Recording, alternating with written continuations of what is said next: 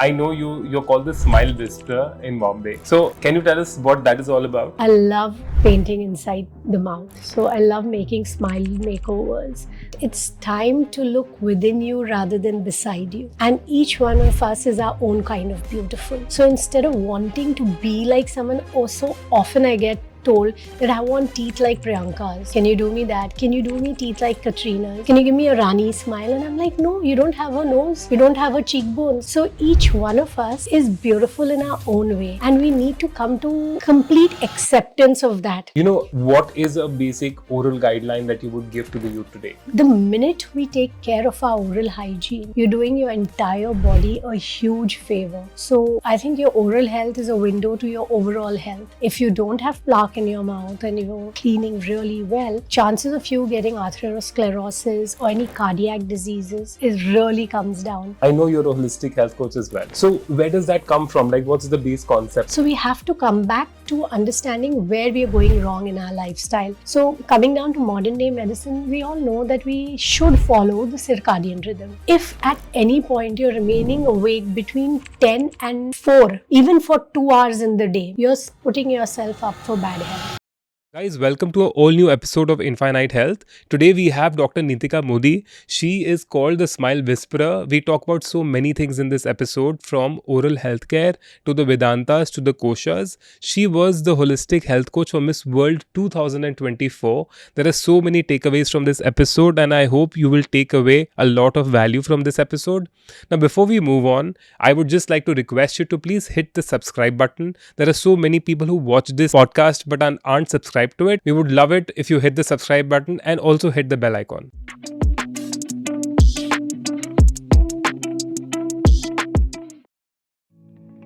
Dr. Neetika, thank you so much for doing this with us. Welcome to Infinite Health. Thank you for having me here. Dr. Neetika, there's so many things I want to ask. You've had such an inspirational and beautiful journey. I know you're called the Smile Whisperer in Bombay. So can you tell us what that is all about? I think 2-3 things. I talk to the teeth that I'm treating. I'm gentle with them. I'm always having a conversation in my mind with the tooth. I won't go mad and be talking to the tooth. The patient would run out. But yeah, I'm always chanting. I'm always healing the tooth, and I work gently. The soft skills. So I do know there was this crazy lady. She comes all the way from Switzerland to India for her dentistry, even for a cleanup, because she feels I give the most gentle injections. So somewhere she put on that term in 2006. She says, "You're so soft with, it's as if you're whispering to my teeth." And she used it first in her review to me, that she's a smile whisperer. And that tagline just stayed. But yeah, I'm a very creative person. I like doing things with my fingers. I love cooking. I love baking. I love writing. I love painting. You'll see canvases around the clinic where in patients, when I don't have a client, I'm painting. And I love painting inside the mouth. So I love making smile makeovers. That's what I really enjoy doing. And we have a great team of dentists working with me. But if I have to pick and choose what I want to do in a day, it's definitely changing someone's smile. Because when you change a smile, you make that person more confident. And there's nothing more, like if you ask me what's my superpower, I would say making people smile. You know, what is a basic oral guideline that you would give to the youth today? So let's break down oral hygiene. Oral hygiene is we have 2 things in our mouth. The pink, which is your soft tissue, which is the gums, and the tongue, the buccal mucosa. And then we have the white, which is the teeth. So the white has to be looked after, but you also have to look after the soft tissue, right? So brushing, yes, brushing twice a day, and including flossing. So we have these interdental gaps between our teeth. In that, the brush bristles, no matter how soft, I always say use a soft toothbrush, because otherwise, most of us are in the habit of brushing like this, like this, like this. And we are abrading our teeth. We are causing a lot of wear and tear. So the right way to brush is very important, which I see people till their 50th year of life, 60th year of life haven't even known they've been brushing right. So brushing right with a soft toothbrush, changing your toothbrush every 2 to 3 months, the minute the bristles flare out. Then flossing with a water flosser or a interdental flosser, wax flosser. I think the water flosser is a big game changer. The minute you start doing that, you'll see your visits to the dentist will just be consultation visits, and the dentist will say you don't require a cleanup. Um, Besides cleaning these two surfaces of your teeth, which is the interdental and the rest of the teeth surface, you also need to clean your tongue. The best device for that is a copper tongue cleaner, because when we get up in the morning, we have a little plaque on our teeth, but we also have a little bit of armor. Armor is toxins of that are released in our body. In the morning, you'll see a whitish layer on your tongue. That is armor. The more white layer you have, the more you're in a toxic state. So the tongue, a lot of doctors ask you to take your tongue out and show your tongue. That shows the condition of your general health. Your tongue is a big indicator of your oral health and your general health. So scraping that off with a copper tongue cleaner is great. I also like to include oil pulling. Now, oil pulling, what it does is, do you know what oil pulling is? Yes, we actually tried one with Cure Veda, but anyway, please go on, explain. So, oil pulling is taking initially just a tablespoon of cold pressed sesame oil. I think that's the best oil for the oral cavity. If you can't get that, then cold pressed coconut oil. Taking just a tablespoon of it and swirling it in your mouth for 2 to 3 minutes when you're a newcomer to it. And then upping it to 3 tablespoons for 5 to 6 minutes. So, when you're doing that first thing in the morning, just doing that, it takes care of the entire lubrication of your oral cavity. It also takes care of the outsides over here. So you may not need Botox and fillers and other things. If you look out from the insides, you don't get the wrinkles here. So oil pulling, and it takes care of the organisms in the mouth. So we all have the microflora, which is a combination of the good and the bad bacteria, the protozoa, the viruses, and the different things that inhabit our body. So this microflora, if it's imbalanced, that's when we lead to bad health. The biggest microflora resides in our gut, and the oral cavity is the second place, and they're very closely interrelated, the microflora that's in our oral cavity and the microflora that's in our gut. So the minute we take care of our oral hygiene, you're doing your entire body a huge favor. So I think your oral health is a window to your overall health. If you don't have plaque in your mouth and you're cleaning really well, chances of you getting atherosclerosis or any cardiac diseases is really comes down. And also, it's directly related to a lot of mental health issues, your oral health. So there's no system in the body that's not related to your oral health. So the minute you up your oral hygiene, you're in better health. I mean, you're talking about comprehensive wealth in such a beautiful way, because actually some of the tips that you just gave are such pro tips. Because I like when you said even the smallest things, like we need to change our brushes every 2 to 3 months. I just I never thought about that so deeply. And even the white thing that when we scrape our tongue that comes out, never realized that it was toxins. I mean, just to deviate a little bit, do you feel like if someone's mental health is bad, or someone has, say, a leaky gut, or so many people are having gut issues nowadays, that could also lead to bad oral health in some ways? Of course, our bodies are an amazing mechanism. Like, there are 400 trillion cells working together in an orchestra and a symphony, and they're all correlated. So, how do you get a leaky gut first? Let's break that down. The leaky gut just doesn't happen. The leaky gut happens along with bad habits. It happens with wrong eating techniques, eating at the wrong time, not following the circadian rhythm along with it. So whenever there is an imbalance of, like I said, the bacteria, the microorganisms in our mouth, it leads to bad health. So the leaky gut is a problem that's originating again somewhere back there in the mouth. What you eat right for your teeth, the foods that are good for the teeth, essentially fibrous food, essentially apples, carrots, cabbage, a whole lot of green vegetables. They're the same food that are very good for your gut. So if you're eating a carbohydrate rich diet, it's bad for your teeth, it's bad for your gut, it's bad for your heart. So breaking down food, like, I think eating is a necessity, but eating intelligently is an art. And all of us should understand what is the right food, and who said healthy food is not tasty. Healthy food can be very, very yummy, very, very tasty. I couldn't agree more. Yeah. So if we begin to think before we put something into our mouth and think of our body as a temple and put only the best in it, then we would be moving towards great holistic health. And like, speaking of holistic health, since you brought this up, I know you're a holistic health coach as well. So where does that come from? Like, what's the base concept in that? So I have been a dentist for 27 years and I'm a modern day practitioner. We're doing the latest of technology, we're using all of it. But I realized that science has reached a point where there's something more that needs to be understood. And say around 17 years from today, I started my journey with Vedant. And that's when I began to understand I myself had asthma, childhood asthma.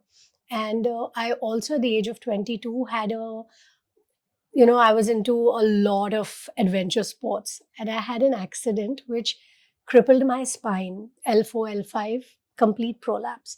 And at 22, I was asked to go in for a lumbar surgery, a surgery of the spine, which I was like, there's no way. And all the doctors that I went to were like, you have to do it, otherwise, you won't be able to walk straight.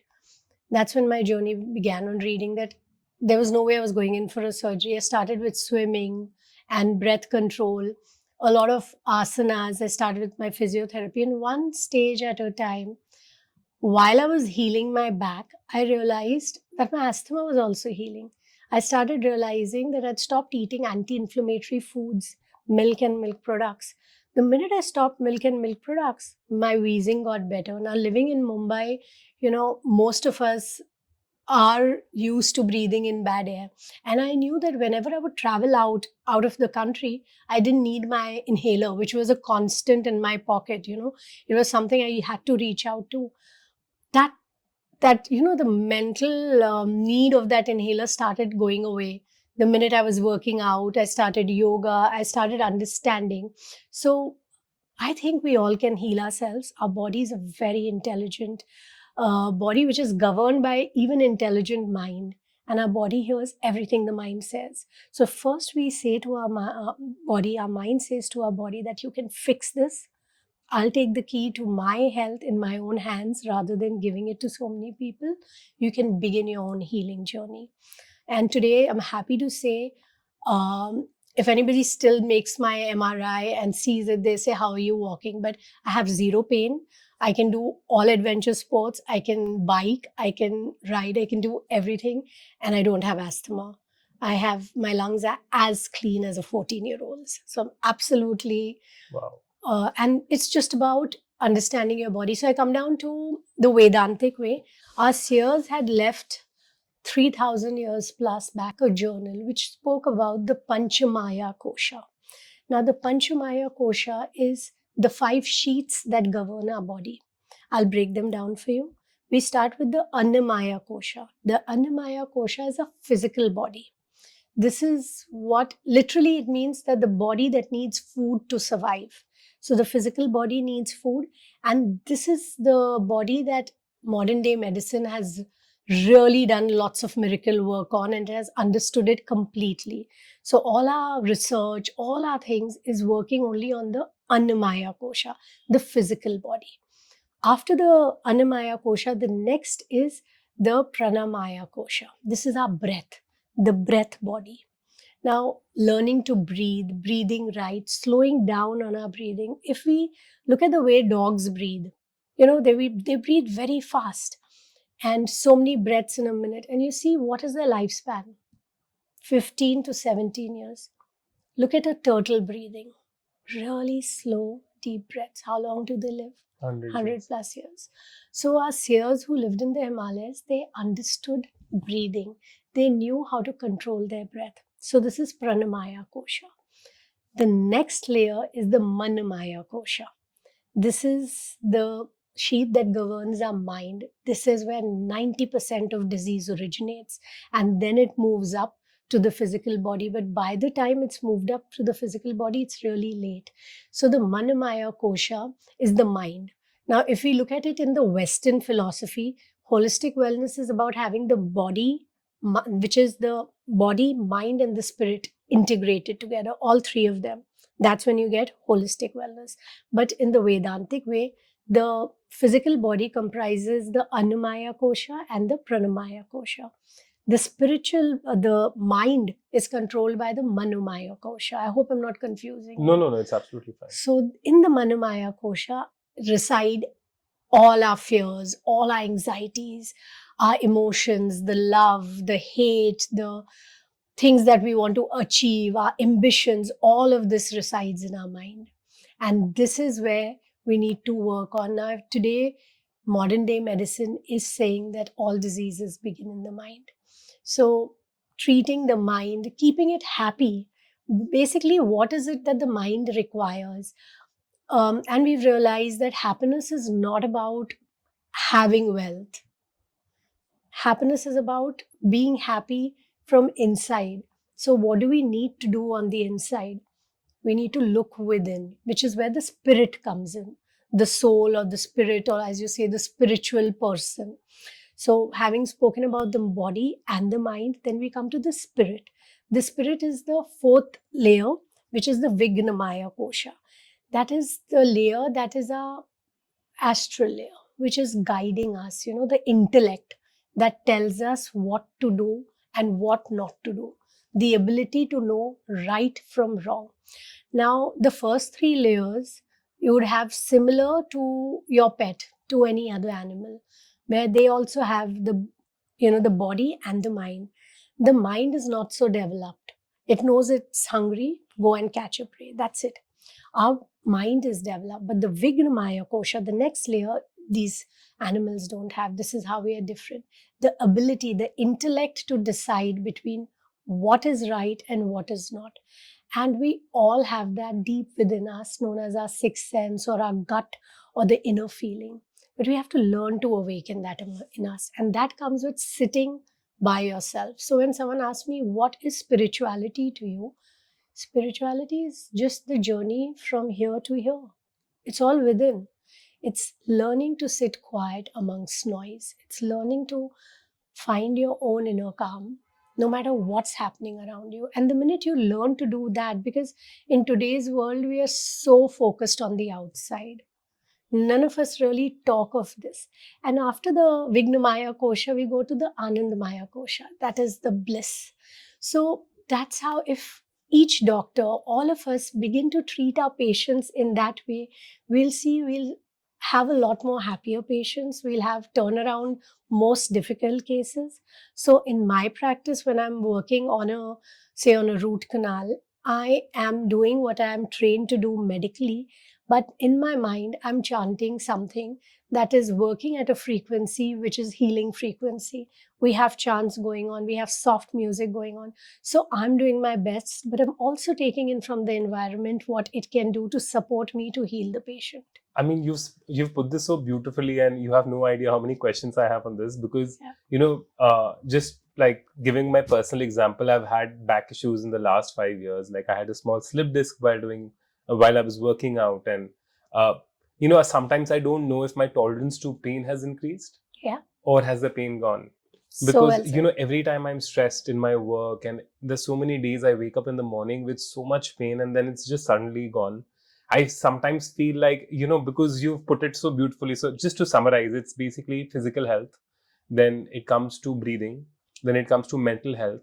Then you're talking about the larger brain, which is basically our intellect. Yeah. And then the fifth one is the bliss that you're talking about. And it's such a beautiful circle to cover. And it's such a beautiful way to treat a patient. Yeah. Like, I'm so tempted to come to you after this, because there's so many things I would want to discuss. But, since we've discussed, this is a philosophy of Vedanta, is there a school to it? Is this a school of thought, or is this something that people can learn? No, in fact, modern day practitioners are more and more adopting this into their practice, because there's a huge terminology that is used now when you can't find out the cause of a disease. Most of us land up saying, oh, it's autoimmune. What is autoimmune? Where is autoimmune originating from? So we have to come back to understanding where we are going wrong in our lifestyle. So coming down to modern day medicine, we all know that we should follow the circadian rhythm. If at any point you're remaining awake between 10 and 4, even for 2 hours in the day, between 10 p.m. and 4 a.m., even for 2 hours in the day, you're putting yourself up for bad health. So the body rests and relaxes only when it sleeps. And we are so out there wanting to do so much from our lives that we've somehow, stopped understanding the function of sleep. Sleep is our oasis of well-being. So if anybody asks me, how do you categorize well-being? I'd say nutrition first, second, sleep, third, your mental and emotional health, and then fourth, your workouts and all.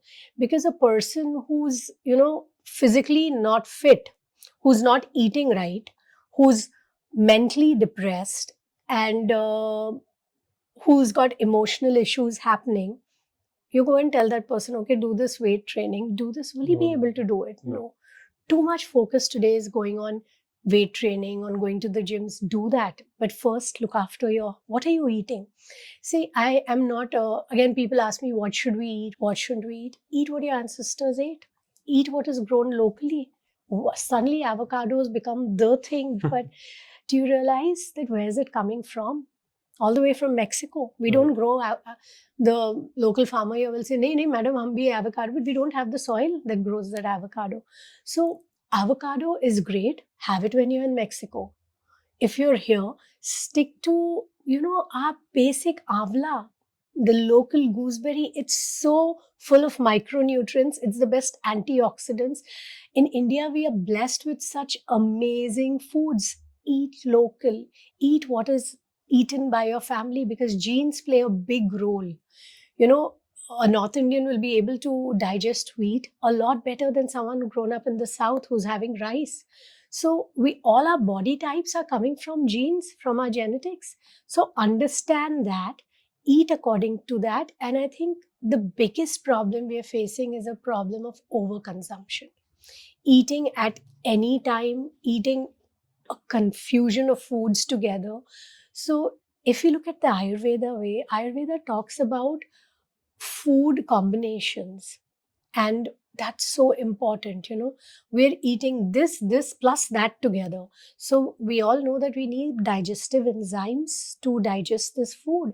So if we eat, say, milkshake, which is milk along with fruits, along with a McDonald's burger and French fries to top it all, you've got a big problem happening, because your digestive enzymes are all gone for a whack in there.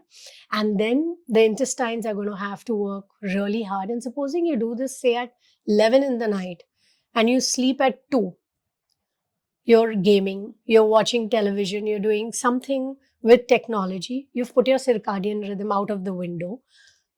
By the time you're 40, you're definitely going to have some lifestyle disease, whether it's diabetes, whether it's cholesterol, which has gone way out of normal, or some other lifestyle induced disease. No, I couldn't agree more, because, since we're in research, I mean, trust me, whatever you're saying right now is corroborated by tons and tons of research. Yeah. But there's another specific thing I wanted to ask you, because it's so it's really trending right now, and that's light exposure.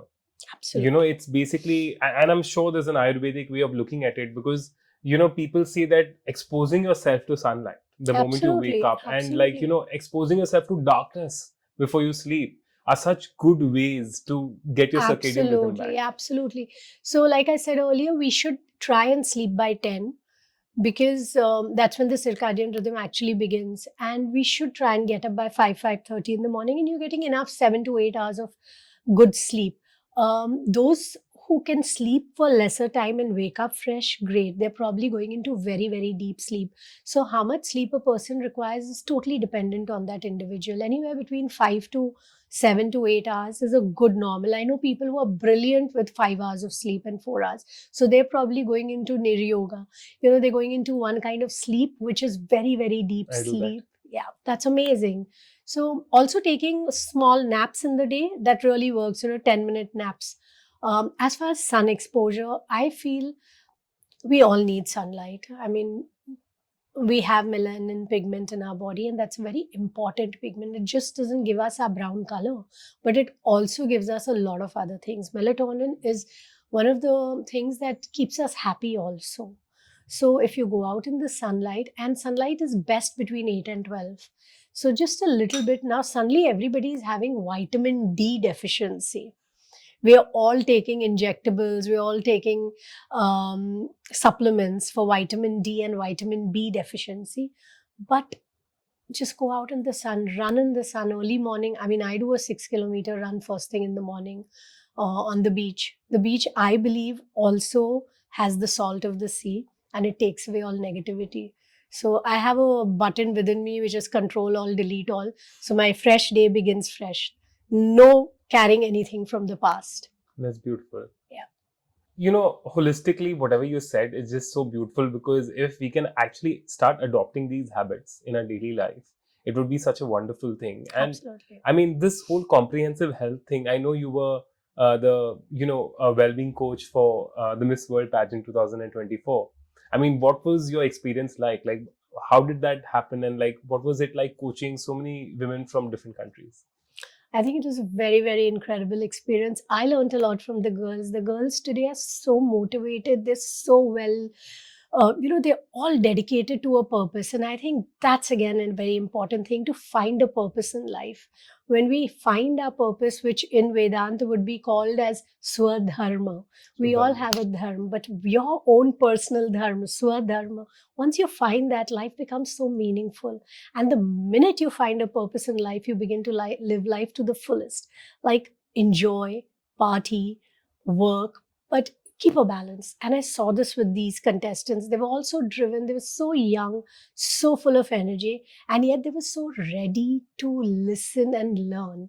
And what I brought different to them was talking to them about these Indian Vedantic philosophies, and talking to them of how we're all the same.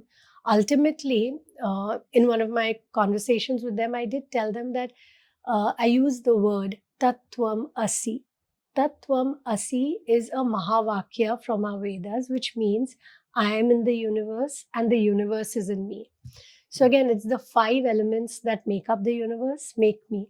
So essentially, all of us are coming from the same thing. We may have a little difference in our color, in our height, but we are governed by the same platelets, the same muscles, the same brain. That all is the same. So essentially, again, using the same word, that in Vedanta, which is the entire universe, is one big family, which is being used a lot by a lot of people today. We need to, the minute, see, we are not by ourselves. Human beings are social animals. So a lot also depends when we look at holistic well-being. We look at our interactions once we've done within ourselves with our outside world, how we are with the outside world, and the concept of universal wellness and the concept of universal love. So the minute we begin to understand that we are all the same, our love, boundaries spread. We begin to enjoy and love and stop judging people. And the minute you begin to grow that feeling within you, you grow as a human being. And that's when disease stays far away from you. No, that's such a beautiful way to put it, because I mean, it's like holistic wealth should be such an internalized thing, because you talked about Swadharma, and I'm a big fan of the Bhagwad Gita. Like it's a book. I'm not exactly a very religious person, but the Bhagwad Gita is something that I follow as a book of philosophy. Great. And Swadharma is such an integral part to it. Like Absolutely. having your own purpose, having your own sense of work purpose in life, and like following that duty irrespective, and like how it relates to the karma, and like how it affects the body. And it's just such a comprehensive and beautiful way to actually treat a patient while doing dentistry at the same time. Yeah. And coming to like, since we're speaking so much about Ayurveda, I know you've written a book called Antim. Yes. Like, could you tell us what that is about? So, Antim's on the final Vishnu avatar, it's science fiction meeting our ancient Vedic philosophies.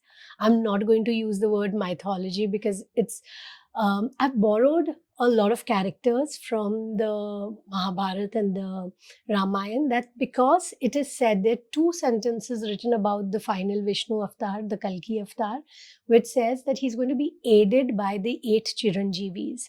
So my book is about the final Vishnu avatar Kalki, who's going to be coming into this world a few years from now, and he's going to be aided by our 8 superheroes, which are the 8 Chiranjeevis. So the book took me 10 years to write and another 2 years to get published. So that was a journey, but a very beautiful journey. Luna, and I wish you all the best. I'm definitely going to read that book because Thank you. you've spoken so beautifully about this entire concept, and this is something that I'm really interested in.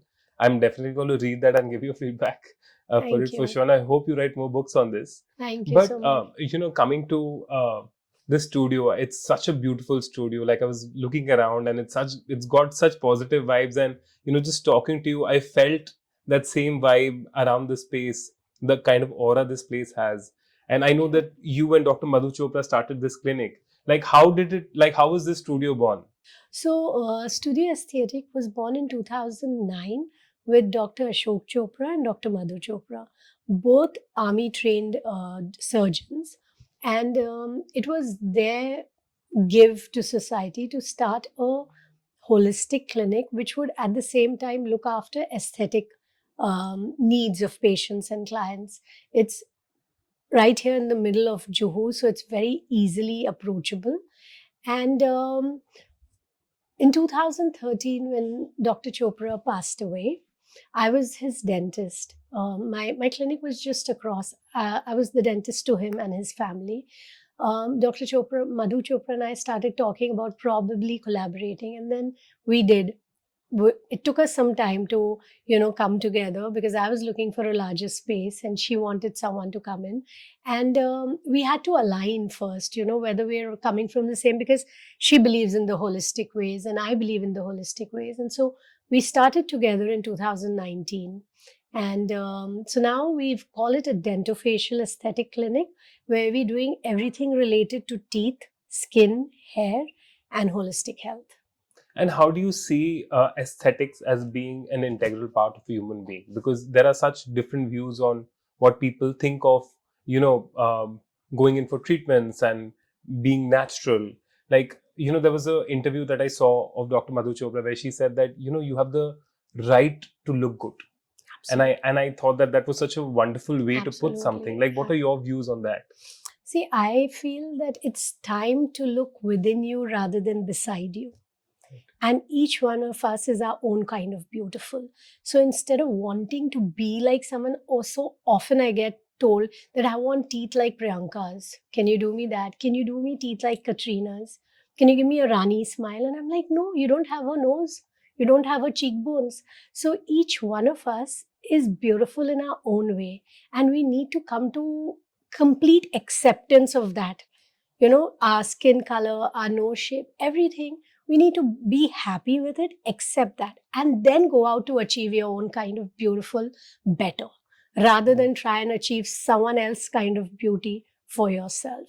So you up your own game, you look more beautiful and ravishing than you looked the previous day or the previous year. Right. You up your own game without having to undergo anything which is surgical or life transforming, unless you actually need it. So when we have young girls coming, I'm also a mentor for the Ford supermodels. Now we get a lot of young girls, 15 years of age, who want to walk the ramp in Milan, and they want everything changed about them. To those girls and their parents, I always advise that don't do anything surgical till you're at least 18, 19, and you won't regret this decision. So I think good counseling before undergoing any aesthetic procedure is very important, because aesthetic procedures are not something you need, but something you desire, something you want. And it shouldn't be coming from your neighbor telling you, oh, your hair is not looking right, go get something done. If you feel your hair is not looking right, then come and ask us what are the options, and we can start with giving you just great advice that you can use and change. A lot of them is do it at home nuskas that Dr. Chopra keeps talking about and I talk about, because really the Indian kitchen has a lot of great stuff in it. The herbs there help for a lot of things. And then we can assist you, we can help you with other things. So we're doing a lot of work with anti-aging also. And I have noticed the cases that are, women who are who have understood who they are and they're in peace with themselves, they turn out looking most beautiful. We can keep injecting, we can keep sculpting, we can do things, but it's all such makeshift beauty. So it has to be a combination. First, work on your inside, and then we'll work on your outside. That's beautiful. That's such a beautiful way to put it, because before I let you go, I really wanted to understand your views deeper into anti-aging, because it's become such a big thing now, like all over the world. Like people feel that they can reverse their age, and I mean, like dare I say, like you just told me your real age before the podcast, and I honestly still don't believe it. Yeah. But do you really believe that people can reverse their age or delay their age? I mean, in general. Yeah, I mean, I don't know about reverse your age, but I know that you can stop aging if you start doing a few basic things. Sun exposure, go out in the sun, eat right, eat micronutrient rich food, eat the right things that your body requires, basically proteins. Let's not forget that we all come from DNA. What is DNA? Protein. Ribonucleic acid. It's Yes. protein. So let's eat more protein. Eat less. Nobody gets health issues with eating less. All the other, the lifestyle issues are with overconsumption. Sugar, avoid sugar. And breathe right. Get into the right breathing, pranayam techniques. Also, have a good social life. Have people who love you and have people you love around you. Stay away from negativity and do something meaningful even after you've retired. Your skin won't age. You can apply the most expensive gels and the most expensive creams, but if in the inside you're someone who's bickering, who's jealous, who's not happy with people, it's going to show on your outside. So trim your sharp edges, polish them, work on yourself, and aging will just be a thing. It won't show. Dr. Neetika, thank you so much. You have blown my mind away completely, Thank because you. the way you've phrased the entire conversation, I mean, I wasn't half expecting the way you'll put it, because your conversation was so organized and so structured that honestly, like, it's impacting me in my head right now, like whilst I'm talking to you. And I'm Thank you. thinking about so many things in my head that's been going on. But this is such a beautiful way to end the conversation.